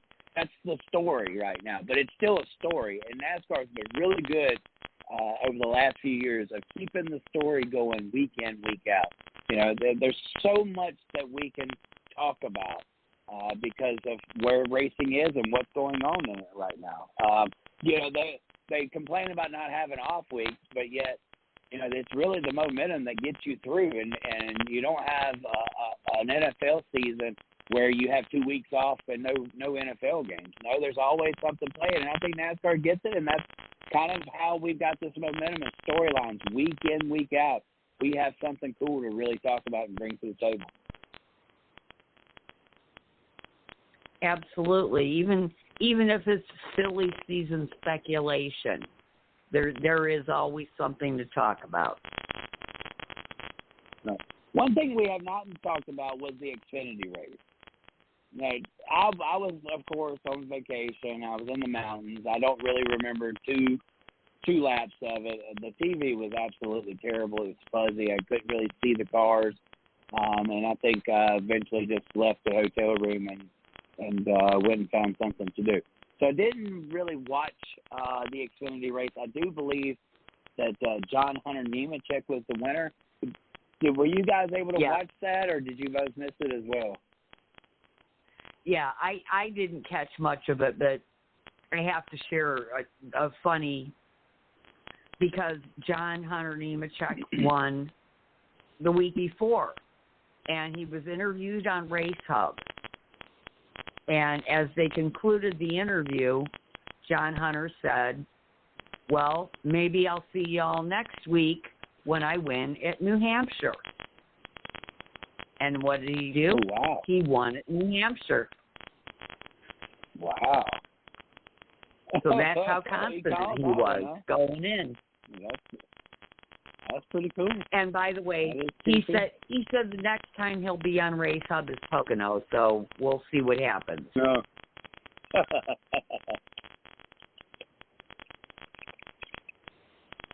Well, we definitely know that 20 car has always been hooked up, and I'm sure that he has a lot of skill. Of course, Harrison Burton, I believe, was the least successful driver in the 20 car in the Xfinity Series, so and he's probably been one of the least successful of the Toyota development drivers, as we've seen him now 3 years in the Cup Series. So 2 years in the Cup Series. But now I've heard that his seat is secure for next year, so don't expect any changes there in the 21 team. But back to the Xfinity Series side, John Hunter did put a yard whooping on everybody. Anything else that kind of comes from that race, Taz? Did you get to see it? I did not get to catch anything of the Xfinity race, so I don't really have much input. Right. So I guess that's going to open the door for, well, let's quick talk. RFK, Brad Keselowski. This is real, y'all. This is real. Like, this is real. Brad Keselowski has brought RFK, Roush Fenway Racing, back from the dead. I don't know what's going on over at the Rick Ware race cars, but you had Cole Custer in one car and Ryan Newman in another. I'm not sure if those are developmental cars that Ford is feeding information from, but it is crazy the talent that's in those two cars at Rick Ware Racing. They're not getting much publicity for it. But what RFK has done and just the weekend, look, Brad Keselowski is going to win. Like Chris Buescher, he's going to win. You don't get top five and just fall off all of a sudden. These guys are headed in the right direction. And I think that anybody that doesn't see it, that the RFK right now is probably the best Ford in the field. They're crazy. Kudos to making the show again. Like, you know, I have a feeling maybe there'll be a one-off somewhere, and they probably won't run good. It could be Pocono this week. I don't know. Buescher has a win at Pocono. I don't know what Keselowski's bred in his career at Pocono, but it would be interesting to see the stats. But when we come up to a place like Michigan, Brad Keselowski's home track, I guarantee you he has circled that racetrack on his piece of paper. It says, this is where I want to get, because you're doing it in front of Ford, man. You're doing it in front of Ford, and you're doing it in Michigan. And, I mean, you just got me excited. I mean, my gosh. I mean, Brad Keselowski, RFK Racing. People have laughed at Brad Keselowski his whole career, claimed, you made fun of how he looks and all. I mean, the guy, he's the most patriotic driver out there. He's a great father. You see the father figure that he is to his children. He has manufacturing companies that he's bought into and built from scratch. I say bought into, but basically built from scratch. So he has this future that's already, been solidified outside of racing. And he's a team owner who's bringing an organization that was at rock bottom and making them ultra competitive week in, week out. If I can't give a standing ovation to what Brad Keselowski's done over at RFK Racing, I don't think that we should do any standing ovation. Brad's a smart guy. You know, he's diversified in ways that ensure that he will be involved in racing for many years to come. And I'm surprised he hasn't won a race yet. It's coming. But yeah, I agree. Before the end of the year, Brad, or before the playoffs come, I do believe Brad will win a race.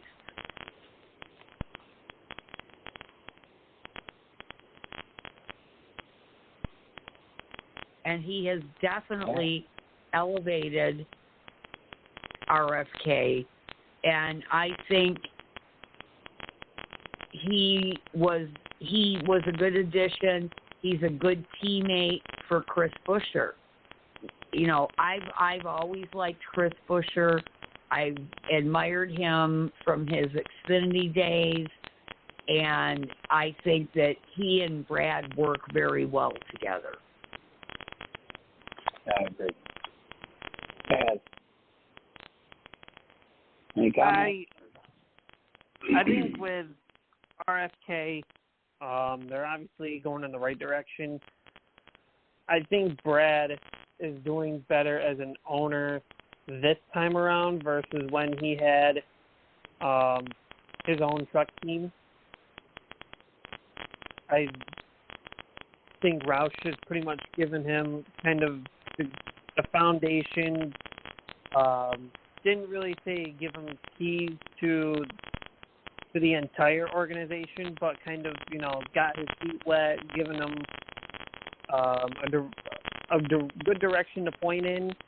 Obviously, Brad not only wants to better not only himself towards the end of his career, but he also wants to put the organization on the map, and he definitely wants to see Chris Buescher basically carry the flagship driver of that organization. Because Brad has mentioned time and time again that Chris Buescher has the talent, but you got to give him the equipment. You got to give him the faith, the belief in him. And Brad has been, I don't want to say the only driver, but probably one of the very few drivers in that garage that sees it and is really pushing him. And if you remember me mentioning last week, post-Atlanta, I do believe, because Brad has such high hopes for Buescher, I think Buescher became a better super speedway racer because he's learning from Brad.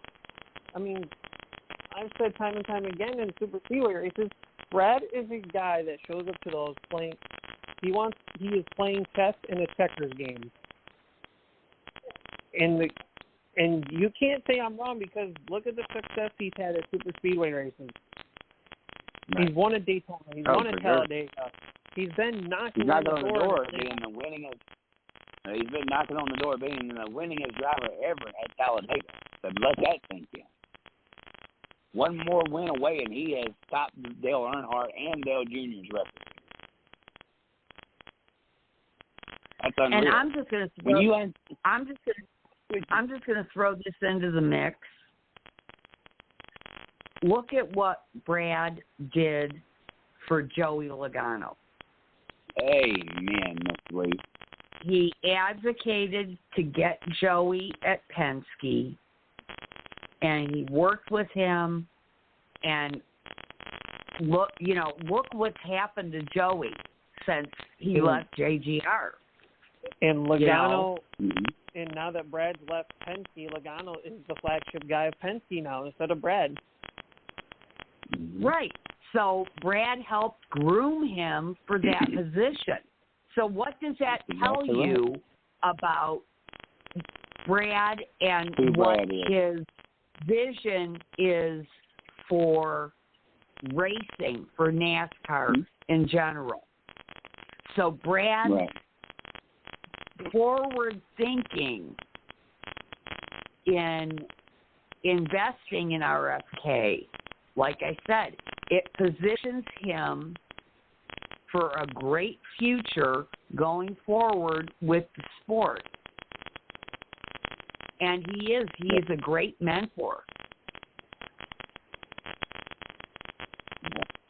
I mean, I just feel like that win, when it comes, the sport itself needs to celebrate it. I hope it comes at Michigan. I really do. I want it to come this weekend at Pocono. but I would love to see that come in Michigan, just so he could look up there in that tower and see Ethel Ford and give him a kiss, a blow kiss, and ride that American flag backwards around the racetrack as he's done so many times before. Brad Keselowski loves the sport of racing. He's an ambassador for the sport. As you said, Miss Lee, he has an eye talent in the sport, and he has an eye fixing things and making things better. There's only a few people that hold that type of character, that hold that type of charisma. And very few times do you see failure from those type of people. They are a golden goose. And, Gibbs is worried about where their organization is going in the future, and we've questioned that as well. But Keselowski is going to join the names of Roush, Ganassi, Stewart Haas. He's going to be one of the guys that keeps propelling the sport forward. But I can agree with that too. I can definitely. For an organization that was dumb and broke is basically what I felt like Roush was, because the fall off happened so fast. Like, we thought, wow, this went from a 5-team organization. They lose Matt Kenseth, then they lose Carl Edwards, and Greg Biffle never goes anywhere again. Mark Martin never races anywhere else. Mark Martin, of course. Mark. I think that was kind of, Roush was not even at their peak yet when Mark Martin left. Mark Martin kind of paved the way for what Carl Edwards and Kenseth and them were able to do. I believe Mark left in 06 or 07. Kenseth, I guess, he was probably the oldest man in the stable at the time. But that was a completely different gig, because Robbie Reiser kind of ran that team, not really Jack Roush. They were under the stable of Roush Racing, but Matt Kenseth's team was really run by the guy who got him in the sport, and that was Robbie Reiser.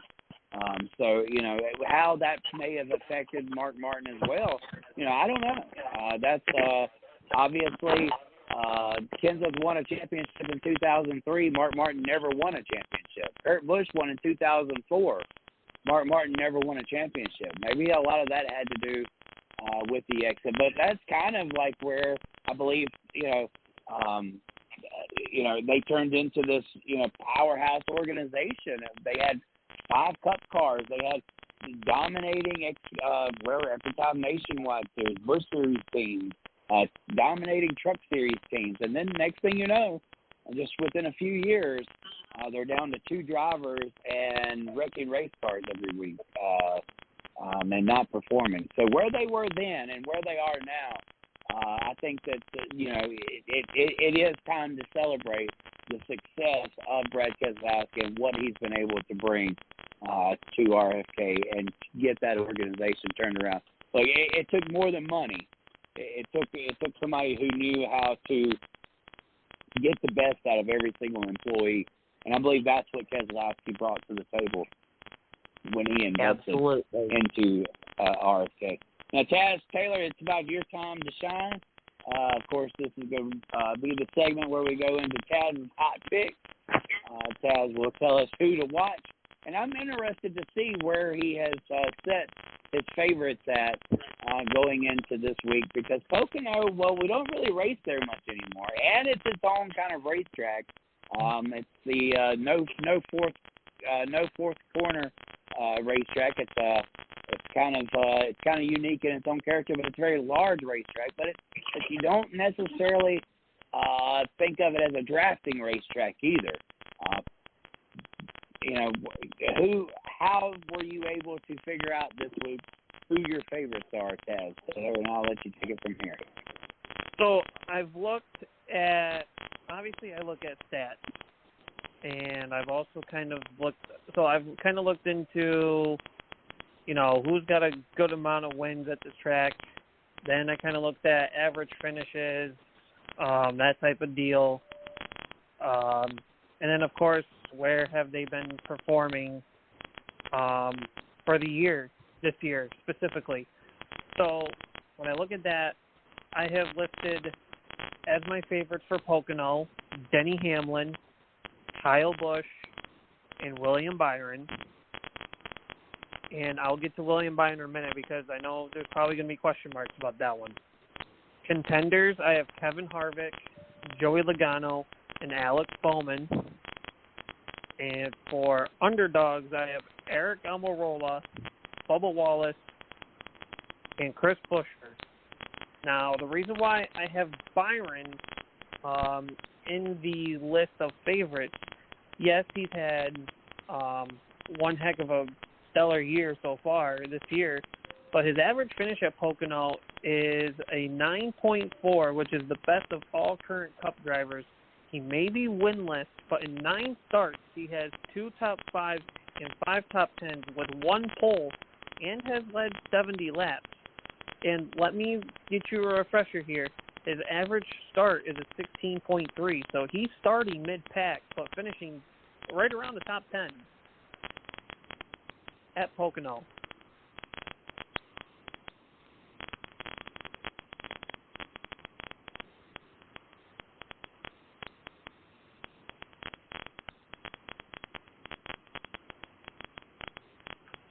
Yes, Did you mention Hamlin? Yes, I have Hamlin. Hamlin has 6 wins at Pocono to go along with 14 top 5s, 21 top 10s. There's a couple drivers we can pinpoint as favorites, contenders, underdogs, pools open. So, yeah.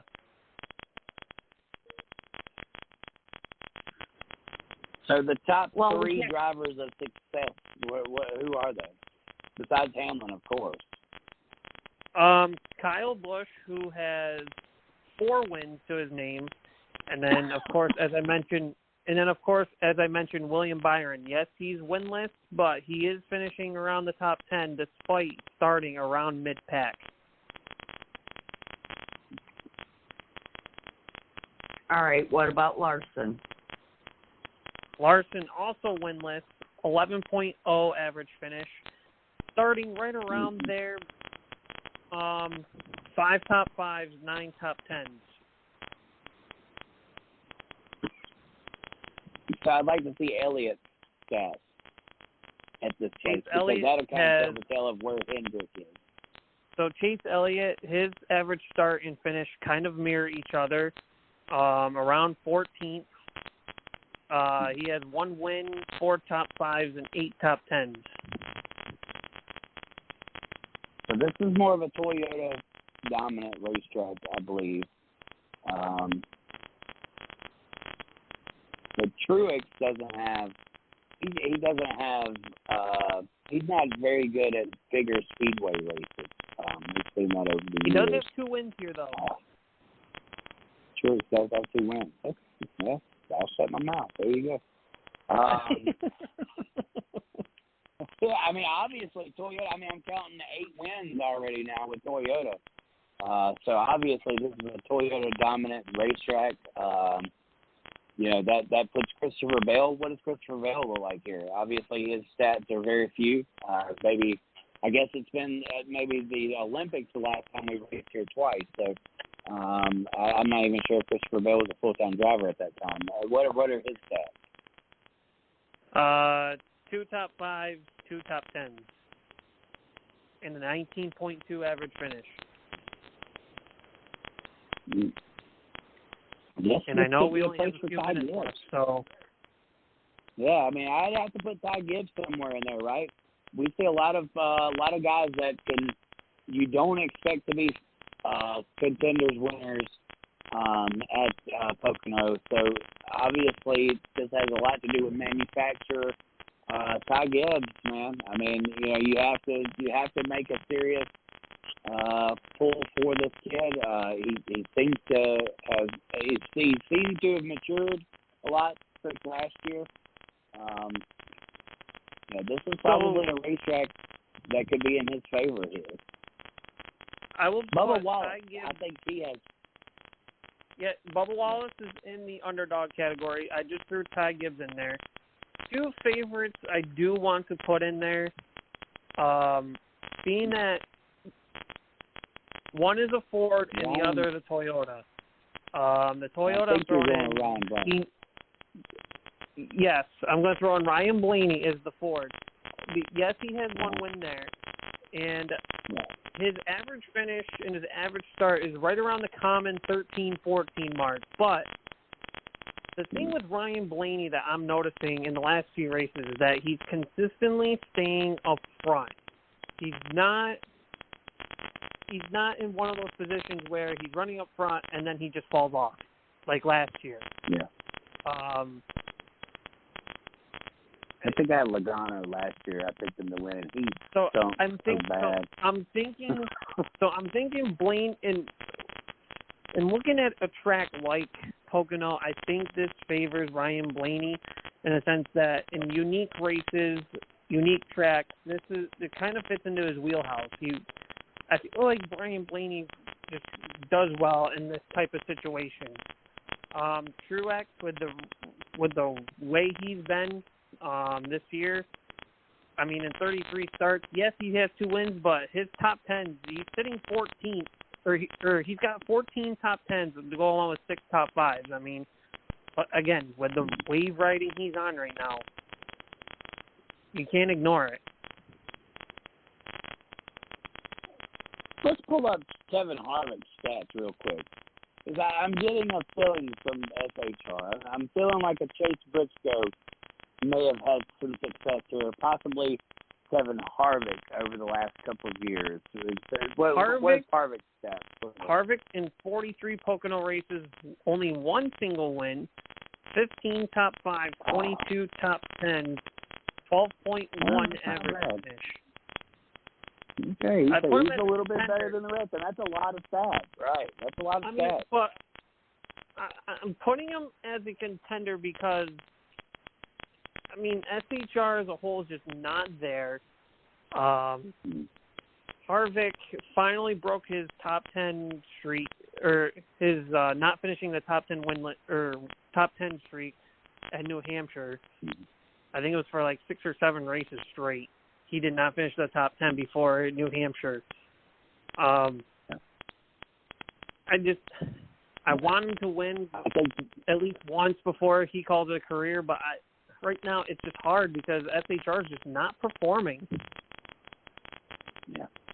But I feel like there's going to be a whole lot of cheating going on between now and the last 5 races, because if you're going to cheat, now is going to be the time. If you're going to put something in that car that you probably shouldn't have in there, now would be the time to do it. So if you ain't cheating, you ain't trying. I'm going to go back to the old rule of the way. I believe SHR is going to dig deep into that little mystery box and see if they can't find something that's going to make them a little bit faster. But I did want to check out Brad Keselowski's stats real quick because this may be the week that it happens. I want to know what his stats are there, and we have to put him and Buescher in some kind of category here, because if not, you're just ignoring the fact that RFK is doing what they're doing. So Buescher I have as an underdog. Brad is 1 win, 11 top 5, 15 top 10s, in 25 Pocono races for a 10.7 average finish. 10.7, the best I've heard yet. William Byron topped him, and that's the only driver. Wow. Definitely. I will put Brad as a contender easily. Being that our favorites list is pretty much full. Another contender I kind of want to throw in there, oddly enough, would probably be Christopher Bell. I mean, I know this is not his track, but he's having he's having a pretty decent season. And as for Buescher, I have thrown him in the underdog category only because he only has 1 win and 2 top 10s to follow it. Kyle Busch. He's a favorite. Yeah, he should be. All right. I'm going to throw in one more underdog, and that's going to be A.J. Allmendinger. He does have 2 top 10s here, and this is a wild card type of track. If a common winner does not win here, it's somebody wild that you would never think. I can see somebody swinging for the fences here. That's why I can see Haas backing into a win. Or I could see, possibly a rain-shortened race that we've seen before. So, definitely all these things are going to be played. This probably is going to be a certain manufacturer race, or it's going to be a team race, as in you're going to see maybe RCR run really, really well here. You're going to see the Ford Saint. Did we talk about Reddick at all? No, Tyler was not mentioned, but I'm not. This is probably a racetrack that doesn't really fit Tyler Reddick and his driving. But look at the stats. What does the stats say, Tad? 1 top 5, 2 top 10s, and 5 starts for a 17.4 average start and finish. Well, not bad, I guess. He doesn't get nowhere near the track time at Pocono that some of these other drivers did in their career. Your real contenders, for the most part, stat-wise, are their average finish is commonly sitting anywhere between 11th through 15th. Anything above that, obviously, you made something work at Pocono. Anything below that, you kind of not really done the job. Yeah, the one thing that I know of Pocono the most is the guy who won it the first time, was probably going to be close to winning it again the second time. So there was always something about Pocono that somebody had and figured out, and then, it's just who's got that figured out. Rolling into this week. Ross Chastain was not mentioned, and I don't believe Daniel Suarez was mentioned either. If Trackhouse is going to be a powerhouse, we have to figure out where Suarez is in this powerhouse, because Suarez is not living to expectations, and I think that they need to get that turned around quickly, because I feel and I'm not saying this is my pick, but I will say I would not be surprised if he is somebody's pick this week. Ross Chastain has no top 5s and no top 10s for an average finish of 29.7. Daniel Suarez has a different story. Daniel Suarez in 11 races has hit 2 top 5s, 4 top 10s, and 11 Pocono races for a 15.0 average finish.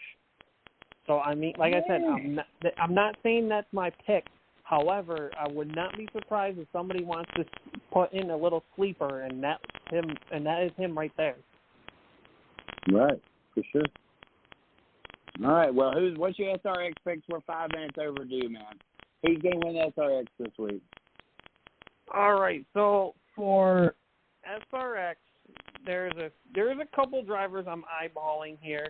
Obviously, we're not Thunder Road, so we're at Stafford again. I am looking specifically at Ryan Newman. Yes, he won Stafford last year. Had the race not finished under rain, I think he would have had something for Hamlin, and probably could have won it.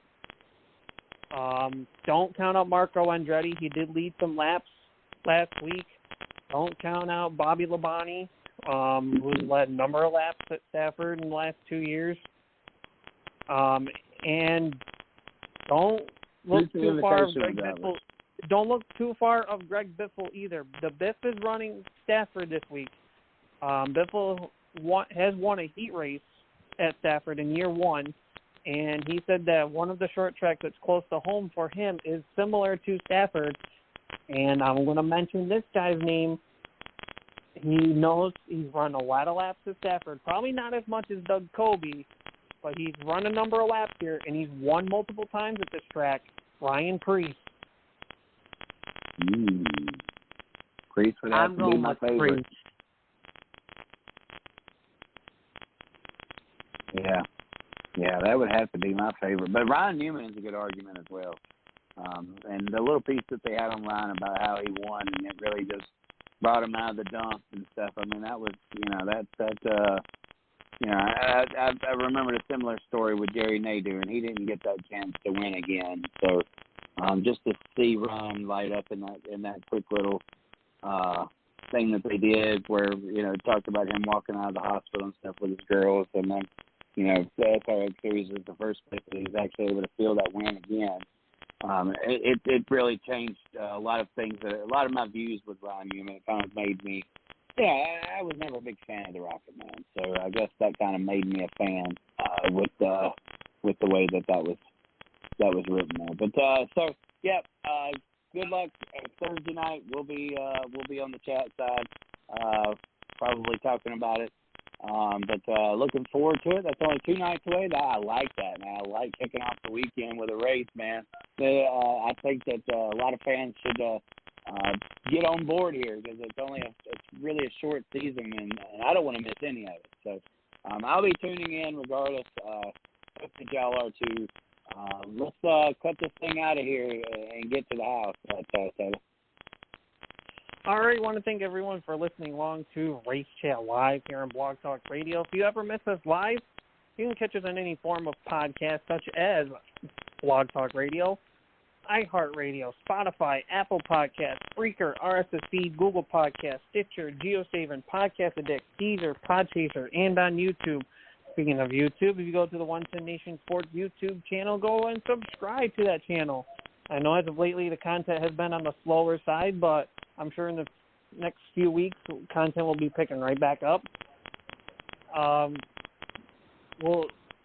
And also don't forget to go to the 110 Nation Sports Network website, the 110 Nation Sports Network.com, I believe it is. That's where you'll see links to our past shows, links to where we are podcast-wise, and much more in terms of blogs, storylines, and much more. Thank you to our sponsors who make the 110 Nation roll: Bears Polish Market, Carolina Sports Plus, TNT Designs, Yellow Caution Flag Productions, and More to Music, Karaoke, and Entertainment. Thank you guys for listening on to Race Chat Live. We'll see you in same bat time, same bat place next Tuesday night, 8 o'clock Eastern, 7 o'clock Central. This has been the Caution Flag of Racing Radio. Chris Creighton, the Mama Bear of the 110 Nation, Lee Reed. I'm the Tasmanian Devil Flagger, Taz Taylor. Saying good night. Taz, before you go, I got something to tell you. I'm 4 points away from you, buddy. I got you in my sight. Don't you worry. Don't pull no shimmy. Don't pull no shimmy on me now. This is getting tight. Don't you worry. Hey, I have picks on top of picks on top of picks. Don't you worry. All right. Good night, y'all. Night, everybody. Good night, Leslie.